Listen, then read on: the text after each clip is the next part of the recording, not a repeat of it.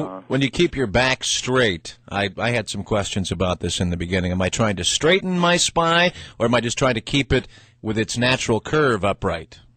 What's comfortable? Everybody's a little different on that, and what we don't want to be doing is sitting there going, God, is my back straight? Should I lean a little bit this way or that way? Is the energy going to go straight up my spine if I'm sitting this way?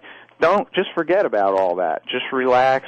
You can meditate, in a very poor posture if you really want to be honest. The main thing is comfort. That way your mind is free to follow the procedure.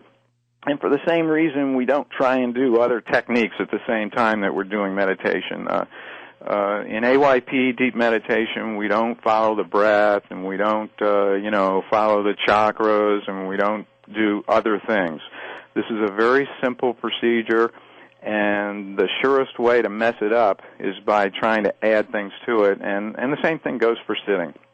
Well, just be comfortable. I think that one of the ways that you refer to it online and in the book is they're under the hood practices. Like when you're driving a car, you're just concentrating on getting from point A to point B simply. And if you're worried about what the engine's doing or why the carburetor's shooting the gas through the system in such a way, that's exactly right. You get distracted. The more we worry about the details of what's happening or what is supposed to be happening, the more we get in our way. This is a technique where you have some very simple controls. You have a mantra and a very simple technique, and that's all you have to do. You don't have to drive with your head under the hood of the car. You just stay behind the steering wheel and drive, and that's what this technique is. It's something that's very easy to do, and I can't seem to say that enough times because people are always trying to make it complicated. Okay, well, it's a very simple procedure. Deep meditation, and our guest this evening on 1360thesource.com is Yogani. Website is advancedyogapractices.com. We're going to take a break. Go ahead, give us a call. If you've got a question for Yogani, our telephone number is 877-345-3779. We got a couple hours before Dick lets the ball drop, so go ahead and get some spiritual juice ready for 2007. We'll take a break, be back at it in just a moment. This is Yoga, the other 98% on 1360thesource.com. This is Yoga, the other 98% on 1360thesource.com. Hi there, my name is Scott Fitzgerald, and my guest this evening is Yogani. And Yogani, tonight we're talking deep meditation, and your friends are lining up. We got Phil from Utah and John from California standing by. You want me to be the one that chooses which one to go with first? Sure. Okay. Sure. All right. Let's go with Phil. Phil from Utah, you're on with Yogani. Thanks for calling. Hi, Yogani. I appreciate all your work.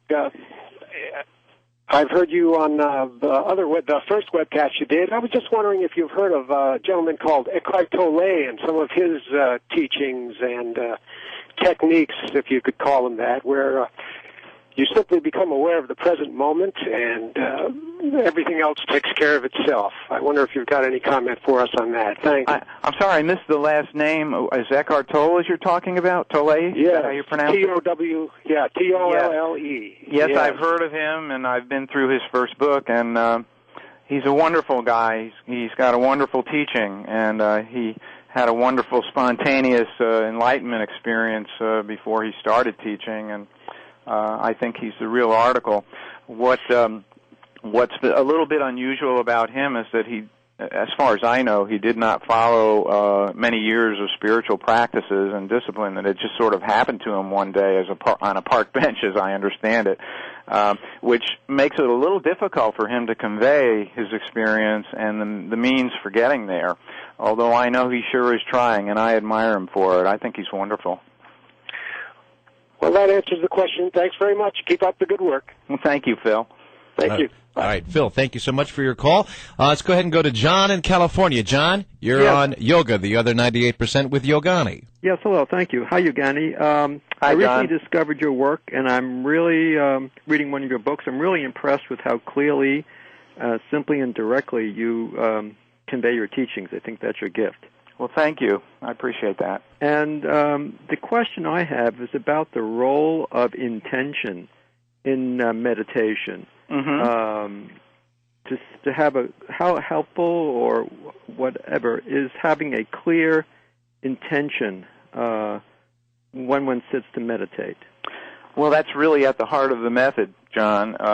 What we're doing in deep meditation is we have a procedure to manage our intention, if you will. Mm-hmm. We intend to pick up the mantra at whatever level it's comfortable, and that can be clear or fuzzy, mm-hmm. and we all will know when mm-hmm. we pick it up what's clear, what's comfortable, and what's not. Mm-hmm. And so we intend to do that, but we don't intend to hang on to it or keep it fixed. We just mm-hmm. intend to pick it up mm-hmm. and follow that easy repetition that doesn't necessarily have to follow any pattern, so there's no intention. There's really no intention other than picking it up and repeating it however it's comfortable. Then we will eventually lose it, be off into a stream of thoughts mm-hmm. or some other experience that we will notice, and mm-hmm. when we notice, our intention then is to come back to the mantra. And that's all there is to it. I guess the question I have regarding intention is the intention of, let's say, the outcome of the meditation itself. There are some practices that seem to be orientated towards going beyond the body and the mind into some absolute void, and there are other practices that are more about bringing the light down into the body and the body and the mind. So in this technique, seems that would be very important as to which intention one has in regard to those two possible directions. Well, in this technique, we don't create intentions other than the procedure that we just described. And this is a question that gets asked many, many times in my emails, and it's covered in the lessons quite a lot as well. And there's all kinds of things that can come up, and there's all kinds of expectations that we may or may not have about what's supposed to be happening. And we always favor the mantra over those intentions when they come up.